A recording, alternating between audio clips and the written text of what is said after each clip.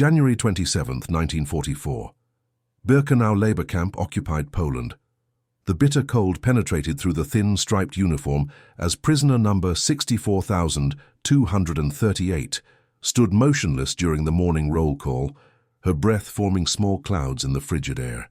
Helena Nowak believed she had another 2 weeks at most before her body would finally surrender to the combination of exhaustion, malnutrition, and the ruthless Polish winter. She could not have possibly imagined that within 3 months she would be breathing the free air of the countryside thanks to the most unlikely ally. Before we dive into this story, drop a quick hi in the comments and tell me where you're watching from. It really helps support the channel. This is the extraordinary account of how a single act of humanity in the darkest place on earth created ripples that would ultimately save not just one life, but dozens. The morning began like every other in the women's section of the labor camp. Helena had been awake since 4:30 in the morning, having slept fitfully on the hard wooden bunk she shared with 3 other women. At 23 years old, the former university student from Warsaw had already endured 8 months of captivity. Her crime, being caught distributing underground newspapers that detailed the advancement of Allied forces. In better times, Helena had been studying literature with dreams of becoming a professor. Now her entire existence had been reduced to a number, a striped uniform, and the constant struggle to survive one more day. 64,238, step back in line, ordered a female guard, prodding Helena with a baton. Eyes forward, Helena complied immediately, having learned that any hesitation would result in punishment. As she straightened her posture, despite the pain in her lower back from 12-hour shifts at the textile factory, she noticed a new guard observing the morning roll call. He stood slightly apart from the others, his expression unreadable beneath the brim of his cap. Unlike most of the other guards who seemed to take pleasure in displaying their authority, this one appeared almost uncomfortable, shifting his weight from one foot to another as the prisoners were counted. Prisoner Ewa Abramovich, Helena's bunkmate and closest friend in this hell, whispered without moving her lips, "New guard, probably just as cruel as the rest." At 36, Ewa had already been in the camp for 14 months, an eternity by any measure. She had been a nurse in Krakow before her arrest for helping treat injured resistance fighters. "Silence in the ranks!" shouted Supervisor Clara Schmidt, a woman notorious among the prisoners for her arbitrary cruelty. Helena had seen her send women to punishment for infractions as minor as a wrinkle in a maid bed or a moment's pause during work. After roll call, the women were marched to the textile factory, where they manufactured uniforms for the German armed forces during the war. Helena's fingers were cracked and bleeding from working with the rough fabric hour after hour in the unheated building. Today, she was assigned to the cutting station, a slightly less exhausting position than the sewing machines, which required constant attention and precision that became nearly impossible as hunger and fatigue took their toll. By mid-morning, Helena's vision had begun to blur. She had not received her meager bread ration the night before, punishment for failing to meet her production quota. As she struggled to maintain her focus on cutting precise patterns, she felt herself swaying slightly. The concrete floor seemed to shift beneath her feet. "Prisoner, maintain your station!" A sharp voice cut through her haze. Helena blinked rapidly, trying to clear her vision, and saw the new guard standing directly in front of her table. She braced herself for the blow that would surely follow, but instead he lowered his voice and said, "Sit down before you fall down, 10 seconds, no more." Then he turned his back to her, blocking the view of the female supervisor at the far end of the room. Stunned, Helena sank onto the small stool behind her. In her 8 months of captivity, no guard had ever shown such consideration. It had to be a trap, she thought, a cruel game to justify punishment. Yet when nothing happened, and the guard moved on to inspect other stations, she cautiously returned to her work, stealing glances at this puzzling man. His name tag identified him as Officer Müller. He appeared to be in his early 30s, with light brown hair visible beneath his cap and a face that might have been considered kind in another context. Throughout the day, Helena observed him from the corner of her eye. Unlike the other guards who shouted constantly and wielded their authority like weapons, Officer Müller spoke quietly and maintained a formal distance from the prisoners. When Supervisor Schmidt berated an elderly prisoner for working too slowly, Helena noticed Muller's jaw tighten, though he said nothing. That evening, as the prisoners received their watery soup and small piece of bread, Helena was certain her weakened state during the day would result in another missed meal. Instead, she found her rations slightly larger than usual. As she glanced up in confusion, she briefly caught Officer Muller's eye before he looked away. "He will get himself in trouble," Irwa whispered as they huddled on their bunk that night, trying to share body warmth. "And anyone he helps will suffer worse for it." "Perhaps he's just new," Helena replied. "They all become the same eventually." Yet even as she said it, she wondered if perhaps this one might be different. Over the next 2 weeks, Helena observed Officer Muller's behavior whenever he was assigned to their section of the factory. He never engaged in the casual cruelty that characterized most of the guards. He maintained the required discipline, but did so without unnecessary harshness.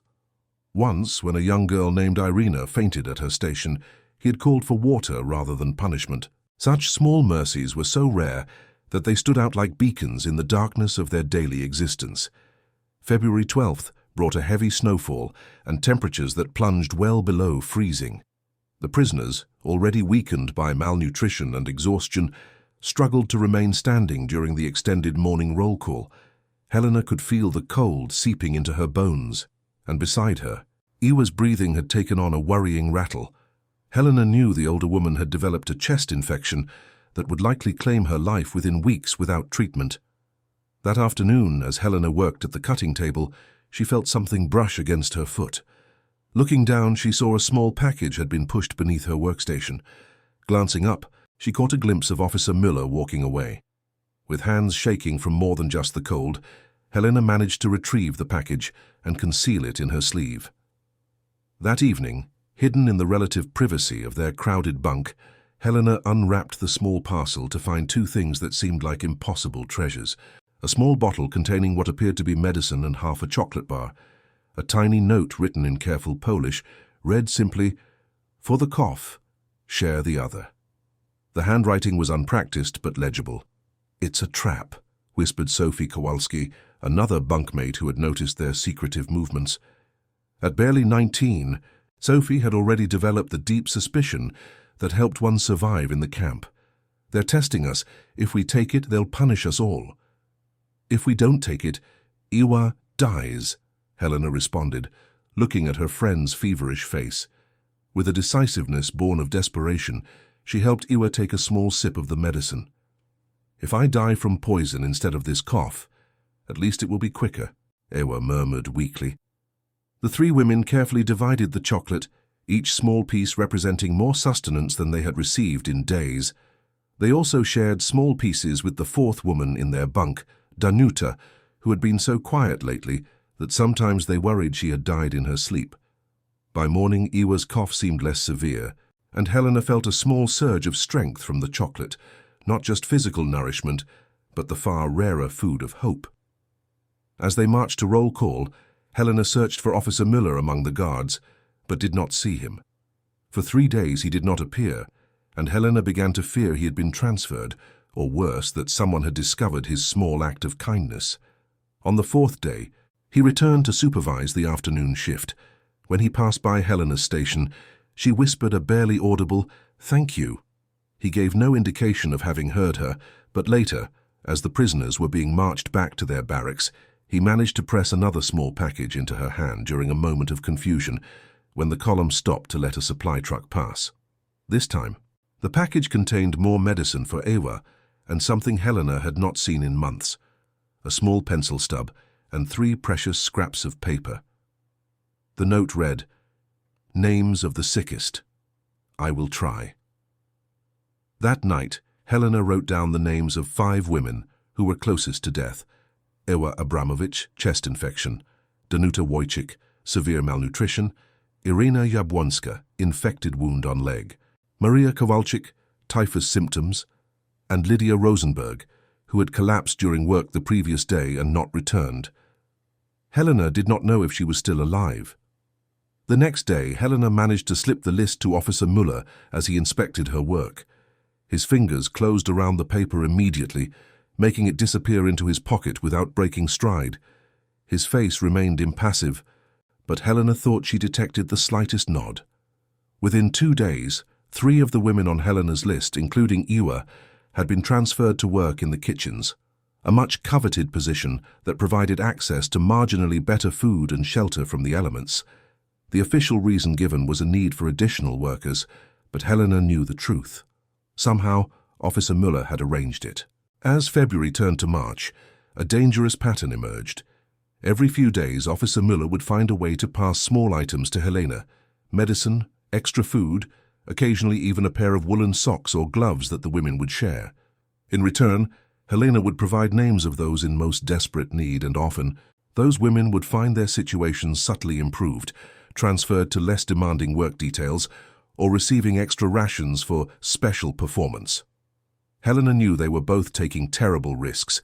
If discovered, she would certainly face severe punishment or death, and Officer Müller would likely face court-martial, yet neither seemed able to stop this silent conspiracy of humanity. During a rare moment when they found themselves alone near the supply closet of the factory, Helena finally asked the question that had been burning in her mind.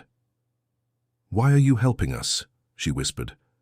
Officer Müller looked around quickly to ensure they were not observed before answering in halting Polish, "Before the war I was a teacher, not a soldier." He said nothing more, but those few words conveyed volumes to Helena. As their dangerous alliance continued, Helena learned bits and pieces about Officer Friedrich Müller. He had taught literature at a gymnasium in Munich before being drafted. He had never wanted to be part of the military, and certainly not assigned to a labor camp, but he had a wife and young daughter at home, and refusing service was not an option. He had been assigned to Birkenau only because his university education and knowledge of Polish made him useful as a translator. "I cannot stop what happens here," he told Helena during another brief exchange, "but I cannot be part of it and still call myself human." By mid-March, their system had evolved. Helena had become the conduit through which Officer Müller provided help to dozens of women. She maintained mental lists of those most in need, prioritizing the sick and weakest. Officer Müller would arrange small errors in ration distribution, ensure certain women were assigned less strenuous tasks, and occasionally smuggle in critical medicines. Captain Werner Brandt was a meticulous man who had spent 22 years in military service. Recently transferred to oversee security at the textile factory, he prided himself on his attention to detail. Within 2 weeks of his arrival, he had noticed discrepancies in the supply records and unusual patterns in work assignments. Most concerning were the transfer orders for certain prisoners to kitchen duty or clerical work, orders that seemed to lack proper justification. "Supervisor Schmidt," Captain Brandt addressed the senior female guard one morning, "I find it curious that prisoner productivity has decreased by 7% since January, yet disciplinary actions have decreased by almost 30%. Clara Schmidt, eager to deflect blame, immediately suggested increased scrutiny of the guard rotations. "Perhaps some of the newer personnel lack the proper dedication to maintain standards," she offered. That afternoon, Captain Brandt began observing the factory floor from the elevated office that overlooked the workstations. His military training had taught him to look for patterns, anomalies, behaviors that deviated from the norm. By the end of the day, his attention had focused on Officer Friedrich Müller. Unlike his fellow guards who maintained constant movement and verbal discipline, Müller seemed to linger near certain workstations. His interactions with prisoners, while not overtly friendly, lacked the necessary severity. Most tellingly, Brandt observed what appeared to be a momentary exchange between Müller and a female prisoner at the cutting table. Prisoner 64,238, according to her identification. Captain Brandt made a note in his small black notebook. He would watch more closely tomorrow. Helena sensed the change immediately. The atmosphere in the factory had shifted, becoming even more tense than usual. The guards patrolled more actively, and twice she noticed Captain Brandt observing the floor from his office window. When Officer Müller passed her station, he did not make eye contact as he normally did, and no small package appeared beneath her table. That evening, as the prisoners returned to their barracks, Sophie pulled Helena aside. "The new captain was asking questions about you today," she whispered urgently. He wanted to know if any guards had shown you special treatment. Helena felt a chill that had nothing to do with the March wind. What did you tell him? Nothing, of course, Sophie replied, looking offended that Helena would even ask, but others might talk if pressured. For 3 days, Officer Müller maintained strict professional distance from Helena and the other prisoners. No packages were exchanged, no names provided. Helena understood he was being cautious, but she worried about those who had come to rely on the small mercies he provided. Ewa's cough was returning, and without additional medicine her condition would deteriorate rapidly. On the 4th day, Captain Brandt announced a surprise inspection of the barracks. The women were ordered to stand by their bunks, while guards searched through the thin mattresses and few personal possessions allowed to the prisoners. Helena watched in horror as one guard discovered the small bottle of medicine she had hidden for Ewa. The guard handed it to Captain Brandt, who examined it carefully before placing it in his pocket without comment. That night, Helena was taken from the barracks for questioning. In a small office near the main gate, she found herself facing Captain Brandt across a desk, with Officer Müller standing at attention nearby. "Prisoner 64238, Captain Brandt began, consulting his notebook. "You have been found in possession of unauthorized medicine. This is a serious violation of camp regulations." Helena said nothing, keeping her eyes fixed on the floor as prisoners were expected to do. "More concerning," Brandt continued, "is the question of how you obtained this item." He turned his attention to Officer Müller. "Officer, you were observed behaving inappropriately with this prisoner. Do you have anything to say in your defense?" Helena held her breath, certain that Officer Müller would deny any connection to her. It would be his word against that of a prisoner, and no one would believe her over a German officer. "Captain," Officer Müller said in a steady voice, "I believe there has been a misunderstanding. The prisoner is assigned to my supervision in the textile factory. Any interactions have been strictly professional." Captain Brandt studied both of them for a long moment before speaking again. "Officer Müller, you are relatively new to this assignment. Perhaps you do not fully understand the protocols regarding prisoner management." He opened a drawer and removed the medicine bottle. "Unauthorized distribution of supplies to prisoners undermines the entire disciplinary structure of this facility." Helena braced herself for what would come next. At best, she would be severely punished. At worst, she might be selected for transfer to the medical experimentation block, a fate everyone in the camp feared more than death itself. "However," Captain Brandt continued unexpectedly, "as this appears to be an isolated incident, I am willing to handle the matter without formal charges." He turned to Officer Müller. "You will be reassigned to perimeter duty effective immediately. Further infractions will result in transfer to the Eastern Front." To Helena he said only, "Return to your barracks, consider this a warning." As a guard escorted Helena back to the women's section, she felt simultaneously relieved and devastated. She had avoided serious punishment, but Officer Müller had been reassigned. The small network of help they had established was now broken. Those who had come to rely on the extra food or medicine would suffer. For a week, Helena did not see Officer Müller at all. She assumed he was working the perimeter as Captain Brandt had ordered. Thea's condition worsened without the medicine, and 2 other women in their block died during the night, one from typhus and one simply from exhaustion, her body finally surrendering.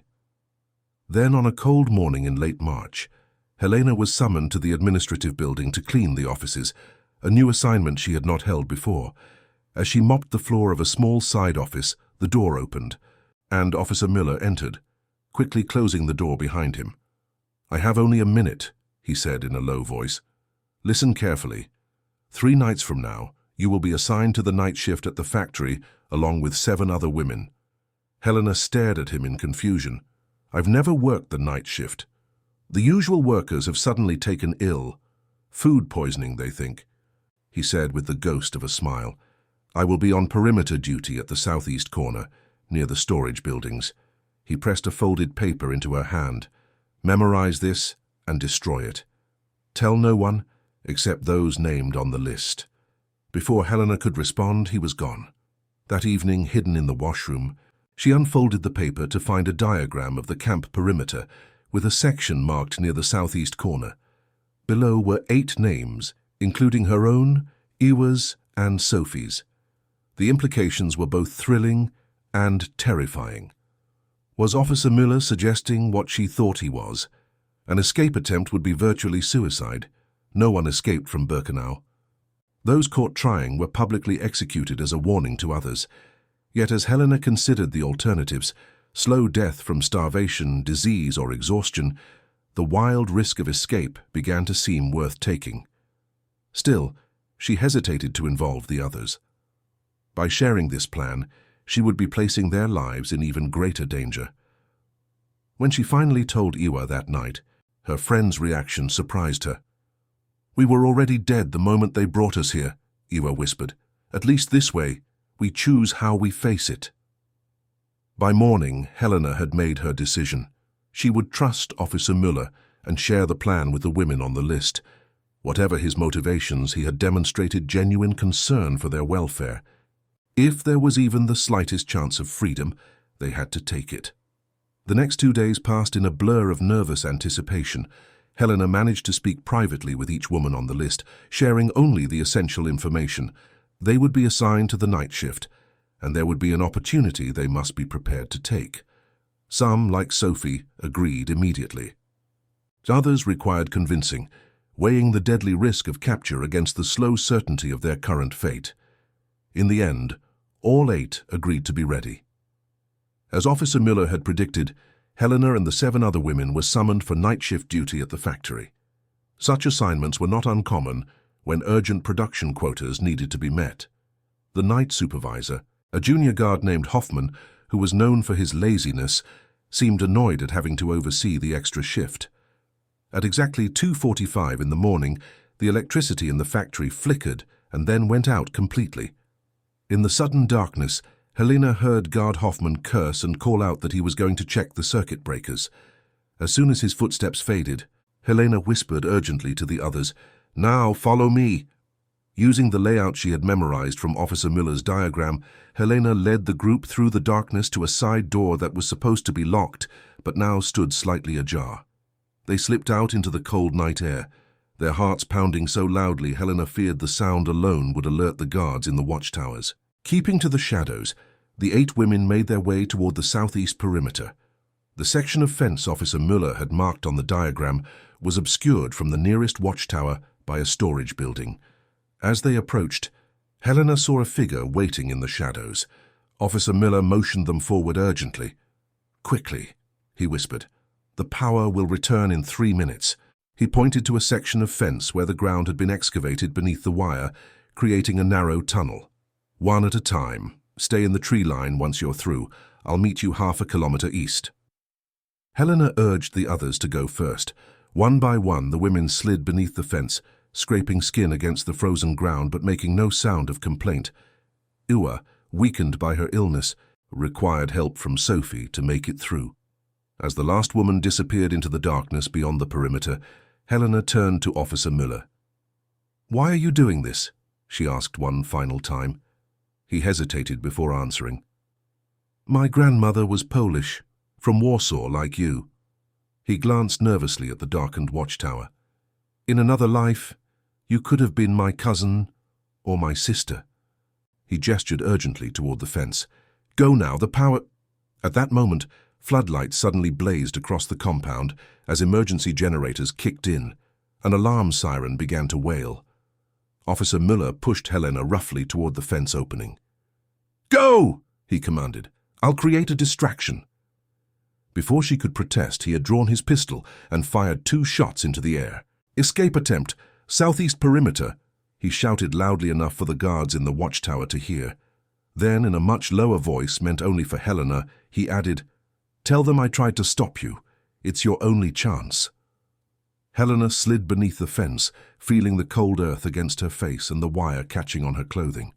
As she emerged on the other side, she heard boots running toward Officer Müller's position, and more shouts as the camp came alive with alarm.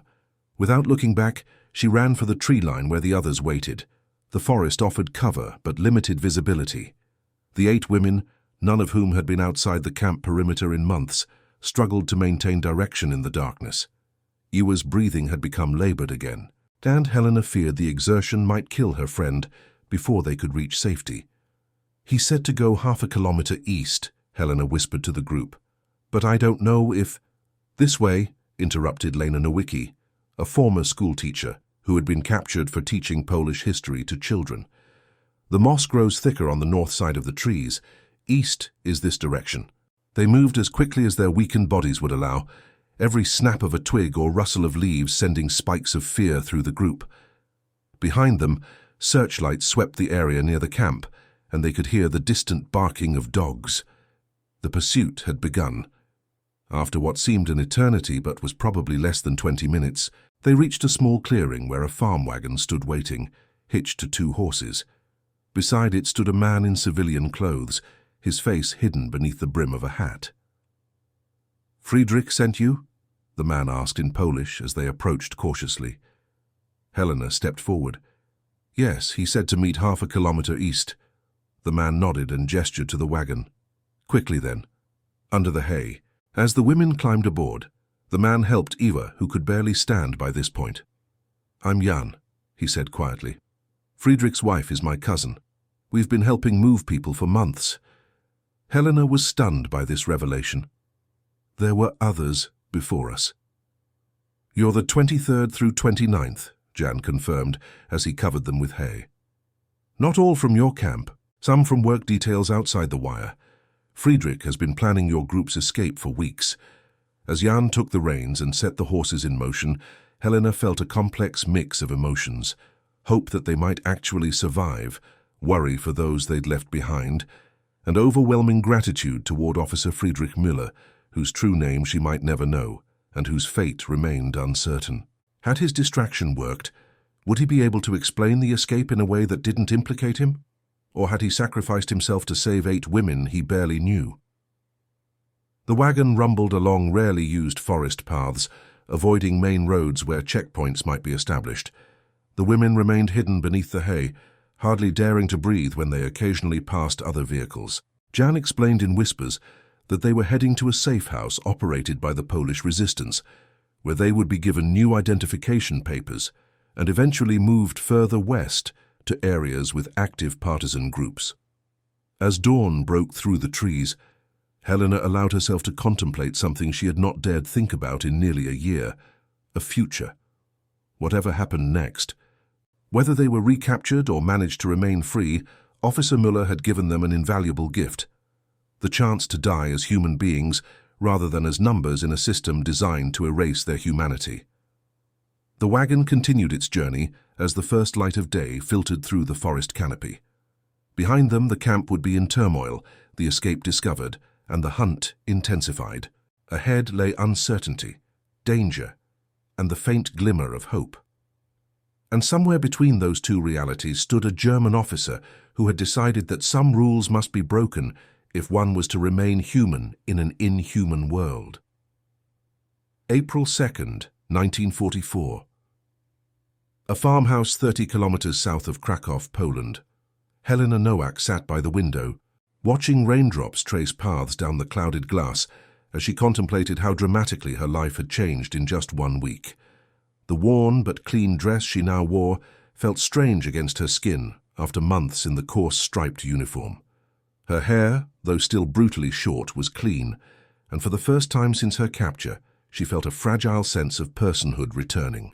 In the adjacent room, she could hear Ewa's persistent cough, now gradually improving with proper medicine and nutrition. The 8 women had been sheltered at this remote farm by a network of resistance fighters connected to Officer Müller's family, a revelation that continued to astonish Helena. What had appeared to be isolated acts of kindness had in fact been part of a carefully orchestrated resistance operation that had been functioning for months, right under the noses of the camp authorities. April brought heavy rains that transformed the forest paths into muddy quagmires and the fields into shallow lakes. Helena found herself grateful for the inclement weather, knowing it would hamper search efforts. According to Jan, who visited every 3rd day with supplies and news, the German authorities had launched an extensive manhunt for the escaped prisoners, but their attention was primarily focused on areas north and west of the camp, the logical direction for someone trying to reach Allied forces. No one suspected they had gone south toward Krakow. deeper into occupied territory. The farmhouse belonged to an elderly couple, Marek and Irina Wojcik, who had lost 2 sons to the conflict early in the occupation. Their weathered faces revealed little emotion, but their actions spoke of deep compassion as they tended to the needs of the escapees. The farmhouse itself was modest, a main building with 4 rooms and a small detached barn where the women slept on straw pallets that felt luxurious compared to the camp bunks. A root cellar beneath the barn served as an emergency hiding place should German patrols appear. "You must understand," Marek had told them the first night, "if you are discovered here, we will all be eliminated. Not just shot, but our farm burned, our names erased." His voice had held no accusation, merely a statement of fact. "So you will learn to disappear in 10 seconds if the bell rings. You will not go outside except at night. You will speak in whispers, even then." The women had nodded solemnly, the weight of responsibility for their rescuers' lives settling heavily upon them. They had escaped one prison only to enter another kind of confinement, but this one was cushioned by kindness and sustained by hope. On April 5th, Jan arrived with more than just the usual supplies. He carried information that both relieved and distressed Helena. "Friedrich is alive," and he said, using Officer Müller's first name. He managed to convince them that he discovered the escape attempt and was fired upon by accomplices waiting outside the fence. His wounds gave credibility to his story. "Wounds?" Helena asked, her heart constricting. "He was injured." Jan nodded grimly. "He shot himself in the arm before other guards arrived, said it was the escapees' accomplices. It was the only way to explain why he didn't prevent the escape." He paused before adding, "He has been reassigned to administrative duties while recovering and is under some suspicion, but for now he appears to be safe." Helena closed her eyes briefly, absorbing this news. The image of Officer Müller deliberately injuring himself to maintain his cover filled her with both gratitude and guilt. Another life irrevocably changed because their paths had crossed. "There's more," Jan continued, lowering his voice even though they were alone in the root cellar. "Friedrich sent instructions. New identity papers are being prepared for all of you. Within 2 weeks you'll be moved in pairs to different locations. It's too dangerous to keep you all together." Helena had expected this.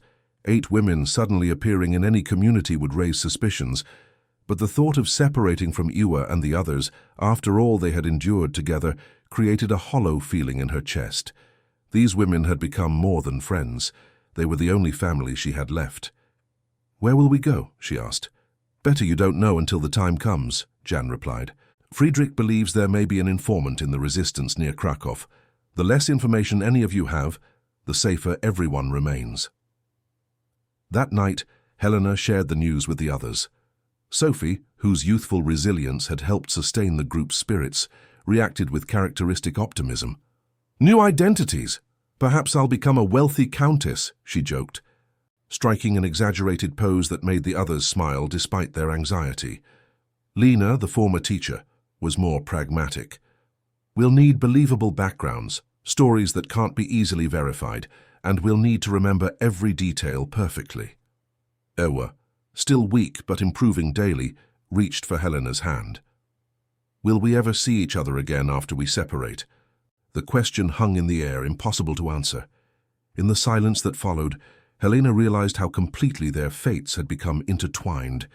These 7 women knew her in ways no one else ever would. They had seen her at her most vulnerable and her most determined. The thought of never seeing them again seemed like another kind of death. "Perhaps after the war," Helena finally said, though none of them truly believed the optimistic timeline of Allied victory that occasionally reached them through resistance channels. The German forces still controlled vast territories, and liberation seemed a distant dream. The following days settled into a routine of careful preparation. Jan brought photographs taken by a resistance contact who specialized in forged documents. The women were given new names, birthplaces, occupations, and personal histories to memorize. Helena Nowak would become Katarzyna Mazur, a widow from Lublin whose husband had been killed during the initial invasion.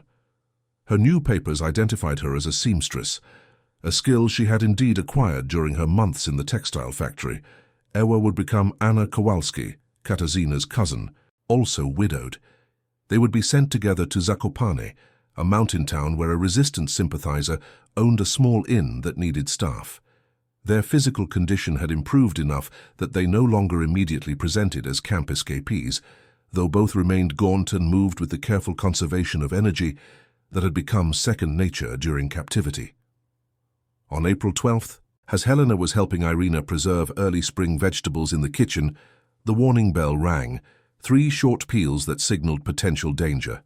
Without a word, both women immediately extinguished the cooking fire and moved toward the root cellar. Helena could hear the other women rushing from the barn to the same hiding place. As they huddled in the damp darkness beneath the ground, Helena could feel her heart hammering against her ribs. Above, muffled voices and heavy footsteps indicated multiple visitors. German voices, formal but not immediately threatening. Through cracks in the cellar ceiling, Helena could make out fragments of conversation, something about agricultural quotas and fuel allocation. A routine visit, perhaps, but one that could turn deadly if any sign of the women were discovered. For 3 hours, they remained motionless in the cellar, barely breathing when footsteps passed directly overhead. When Marek finally opened the trapdoor and whispered that it was safe, Helena's legs had gone numb from maintaining the same position for so long. As they emerged into the evening air, Marek explained that district agricultural officials had come to assess the farm's production capability, accompanied by 2 German soldiers.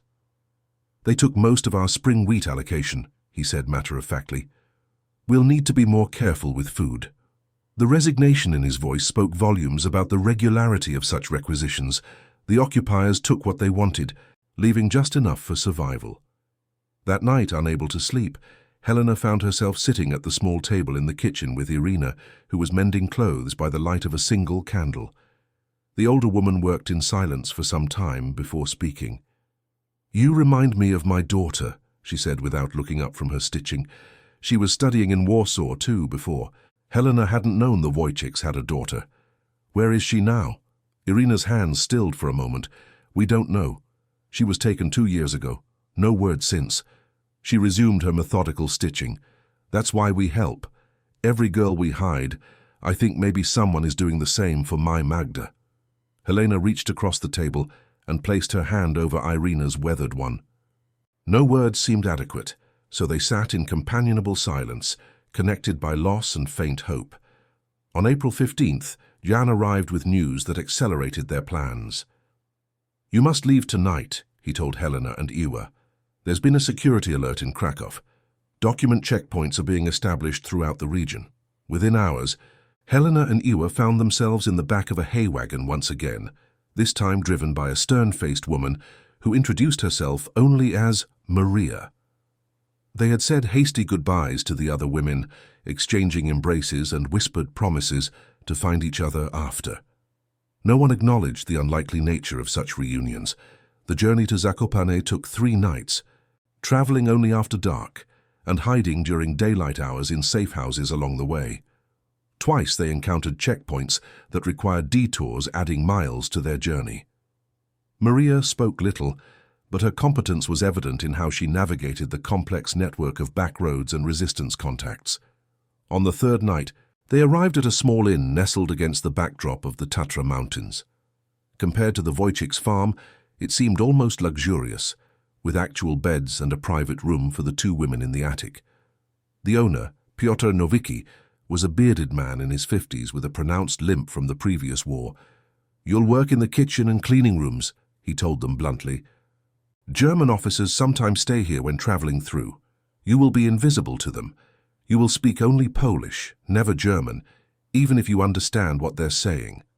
Sometimes the things you don't hear can save your life." The relative safety and improved living conditions of the inn allowed both women to regain some strength. Iwa's cough finally disappeared, and Helena found that the work, while demanding, felt almost pleasant compared to the factory labor. Most importantly, they were treated as human beings. Piotr was gruff but fair, and his wife Teresa occasionally left extra food in their room. May passed, and then June. News of the war reached them in fragments.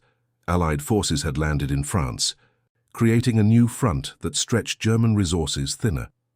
The Soviet army continued to push westward, though their advance had slowed. In Poland, the resistance grew bolder, carrying out sabotage operations against German supply lines and communication networks. Helena often thought of Officer Müller, wondering what had become of him. Had his cover story held? Was he continuing to help others escape? Or had he been discovered and faced the consequences of his actions? She had no way of knowing, and the not knowing gnawed at her. In early July, an unexpected guest arrived at the inn. Helena was cleaning the main dining room when she heard a familiar voice speaking with Piotr at the reception desk. Peering carefully around the doorframe, she saw Jan, dressed in the uniform of a Polish worker in the German labor service, a common disguise that allowed resistance members to travel with less scrutiny. That evening, Jan met secretly with Helena and Ewa in their attic room. His face was more lined than Helena remembered, his eyes shadowed with exhaustion. "Friedrich asked me to find you," he said without preamble.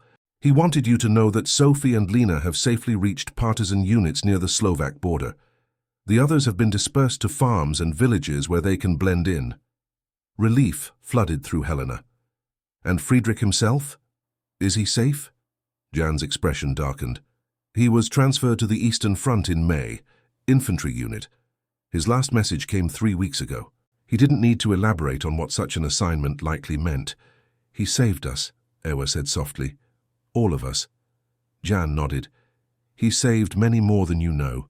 29 from Birkenau, dozens more from smaller labor camps. He wasn't the only one in the network, but he was one of the most effective." "Why did he do it?" Helena asked the question that had haunted her for months. "Why take such risks for strangers?" "His wife's family was Jewish," Jan replied. "Her parents and sister were taken in 41. He couldn't save them, but he could save others." He reached into his pocket and withdrew a small folded paper. "He asked me to give you this if I found you. I don't know what it says." The note, written in the same careful handwriting Helena remembered from the first package Officer Müller had passed to her in the factory, contained only a few lines. "Helena, if you're reading this, you've survived, and that knowledge brings me peace no matter what comes. Before the world went mad, I taught literature at university and recognized another scholar in you from our first conversation. Remember what Dickens wrote, 'No one is useless in this world who lightens the burdens of another. Your survival lightens mine. Friedrich.'" Helena pressed the paper to her chest, feeling both profound gratitude and deep sadness. The note confirmed what she had sensed about Officer Müller from their first encounter, that beneath the uniform was a man of education and principle who had found himself trapped in an impossible position. Through his courage, he had created a small island of humanity in an ocean of cruelty. Summer turned to autumn. The mountains around Zakopane blazed with color before surrendering to the first snows of winter. The war continued, but the tide had clearly turned against Germany. More German officials passed through the inn, often speaking openly about military setbacks and supply problems, never suspecting that the quiet Polish maid understood every word. On Christmas Eve, 1944, Helena and Ewa joined Piotr, Teresa, and the other staff for a modest celebration in the kitchen after the inn's guests had retired. As they shared bread and sang quiet carols, Helena felt a surprising moment of contentment. Not happiness, too much had been lost for that, but a kind of peace that came from surviving another day, from small acts of defiance like this gathering. The new year brought intensified fighting, as Soviet forces pushed further into Poland. The German presence in Zakopane thinned as troops were redeployed to more critical areas. Resistance activities increased, and occasionally Helena would overhear Piotr discussing supply drops or message relays with visitors who came under the cover of darkness. In late January, a visitor brought newspapers from Krakow that included lists of casualties from various military units. Helena found herself scanning the German names with a mixture of dread and hope. Near the bottom of one column she found it, Lieutenant Friedrich Müller, 3rd Infantry Division, killed in action near Lodz.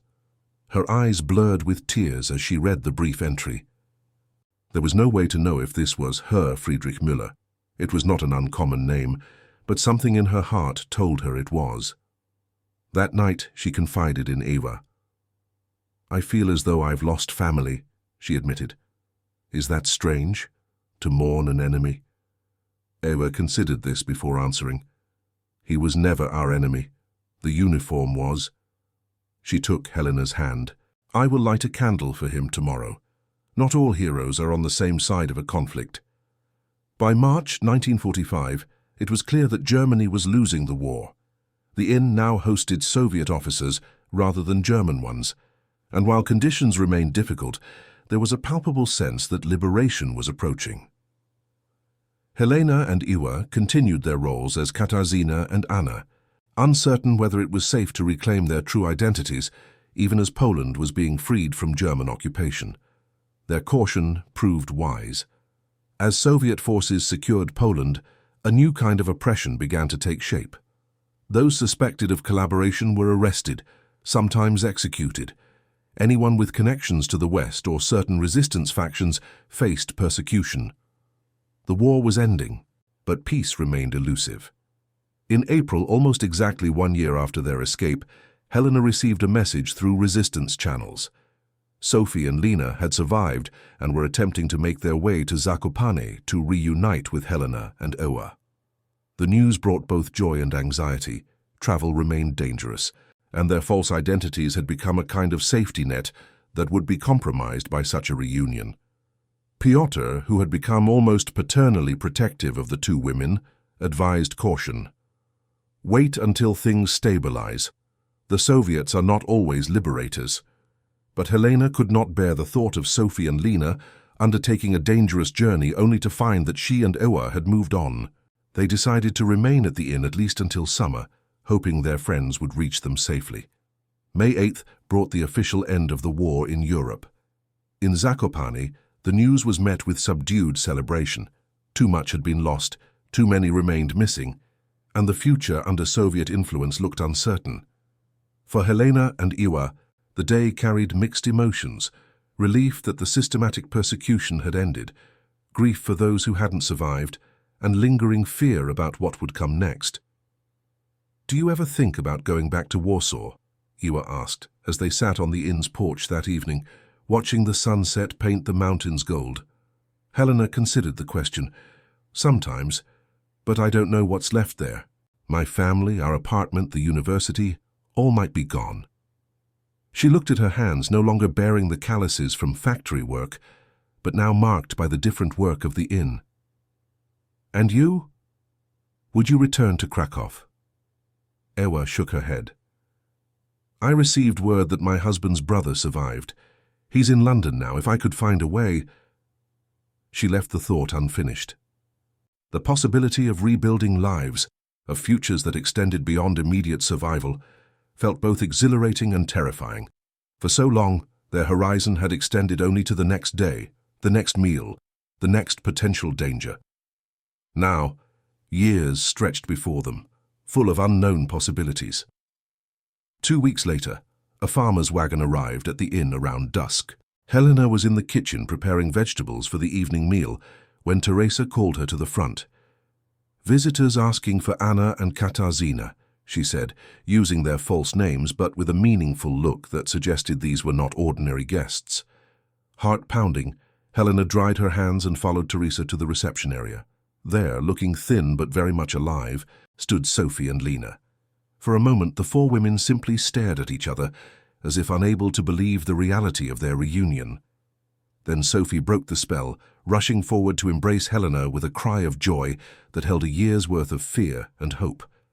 That night, in the privacy of Helena and Iwa's attic room, the four women shared their stories of the past year. Sophie and Lena had indeed joined partisan fighters near the Slovak border, serving as couriers and medics. They had faced their own dangers. Sophie still walked with a slight limp from a bullet wound received during a German raid, but had survived. "Have you heard anything of the others?" Helena asked. Lena nodded. "Irina is alive. She's in a displaced persons camp near Berlin. Danuta." Her voice faltered. "She didn't make it. Pneumonia last winter." They observed a moment of silence for Danuta and for Maria and Lydia, whose fates remained unknown. Then Sophie, ever practical, turned the conversation to the future. "I have contacts in the American sector," she said, "people who can help us get to the West. Poland will not be truly free under Soviet control. The prospect of another journey, another identity, another risk seemed almost too much to contemplate. Yet Helena found herself considering it. What waited for her in Warsaw? Ruins and memories. Perhaps it was time to look forward rather than back. "We should stay together," Iwa said firmly. "All of us. We're family now." The others nodded in agreement. Whatever came next, they would face it as they had faced the past, together. In July 1945, 4 women with newly forged papers crossed into the American occupation zone in Germany. They registered as displaced persons under their true names for the first time in years: Helena Nowak, Iwa Abramovich, Sophie Kowalski, and Lena Nowicki. Their papers identified them as former prisoners and resistance members, making them eligible for resettlement programs. While waiting for processing in a displaced persons camp near Munich, Helena encountered an American officer collecting testimonies about experiences during the occupation. Hesitantly, she shared her story, her capture, the conditions in the camp, and the German officer who had risked everything to help them escape. The American, a serious young lieutenant named David Cohen, listened without interruption, taking detailed notes. "I'd like to find out what happened to him," Helena said. "To know for certain." Lieutenant Cohen nodded. "I can make inquiries." "The name again?" "Friedrich Müller. He taught literature before the war. In Munich," he said. 2 weeks later, Lieutenant Cohen returned with a thin file. "I found records of 3 Friedrich Müllers who were university instructors in Munich before the war," he told Helena. 2 survived. 1 died on the Eastern Front in January 45. He handed her a grainy photograph. "Is this him?" Helena stared at the image, a formal portrait of a man in civilian clothes, taken years before she had met him. The face was younger, the expression more relaxed than she had ever seen it, but the eyes were unmistakable. "Yes," she whispered. "That's him." According to records, he was married to Elisabeth Müller, née Bernstein. She and their daughter were relocated in 41. No further information on their whereabouts. Lieutenant Cohen's voice was gentle. "I'm sorry." Helena returned the photograph, feeling a sense of closure along with the grief. "Thank you for confirming." In the coming months, as paperwork wound its way through various bureaucracies, the 4 women considered their options for resettlement. Ewa still hoped to reach London to find her brother-in-law. Sophie had secured a potential sponsor in New York through resistance contacts. Lena spoke of Canada, where she had distant relatives. Helena was the last to decide. Part of her still felt pulled toward Poland, toward rebuilding what had been broken. But another part recognized that sometimes moving forward meant leaving the past behind. In November, she accepted an offer from an aid organization to relocate to the United States, where her education and language skills would be valuable in helping other refugees adjust. Before they separated, the 4 women made a pact. 10 years from today," Helena said, "we meet in Paris. No matter where life takes us, we find a way back to each other." They sealed the promise with embraces, knowing that, like so many promises made during and after the war, it might prove impossible to keep.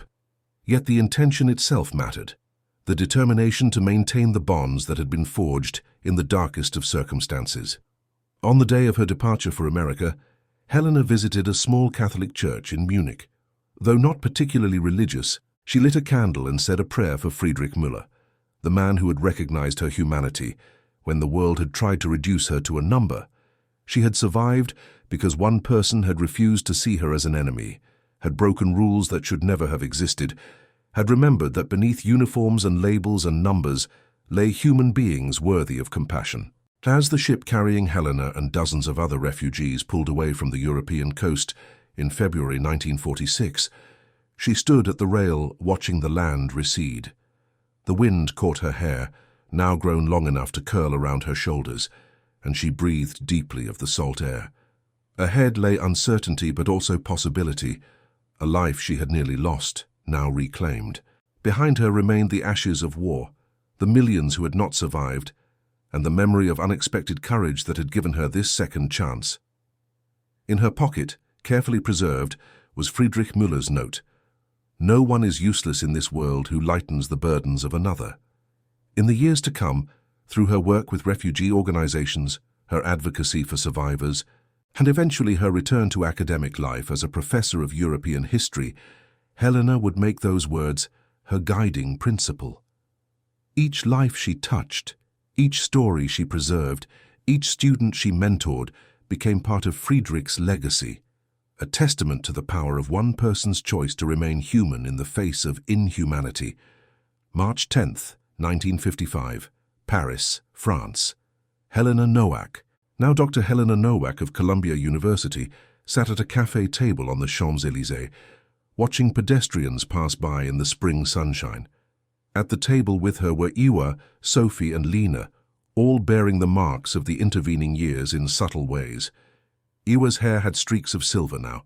Sophie walked with a cane but still moved with determination. Lena wore the simple ring of a wedding band, having married a fellow teacher in Toronto 3 years earlier. They had kept their promise against considerable odds. 4 women who had escaped death together, who had rebuilt lives in 4 different countries, who had maintained contact through letters and occasional telephone calls, now reunited in the City of Light. "To Friedrich," Helena said, raising her glass, "and to all those who chose humanity over hatred." "To Friedrich," the others echoed. As they shared stories of the past decade, careers built, families started, challenges overcome, Helena felt profound gratitude for these women who understood her in ways no one else could. They carried a shared history that needed no explanation, a bond formed in the darkest of times that had somehow blossomed in the light of freedom. They were the living legacy of one man's courage, of countless small acts of resistance against a system designed to destroy the human spirit. They had not only survived, they had flourished, each in her own way carrying forward the essential truth that Friedrich Müller had risked everything to uphold. That compassion is the most powerful form of resistance against inhumanity. And that concludes our story. If you made it this far, please share your thoughts in the comments. What part of this historical account surprised you most? Don't forget to subscribe for more untold stories from World War II, and check out the video on screen for another incredible tale from history. Until next time.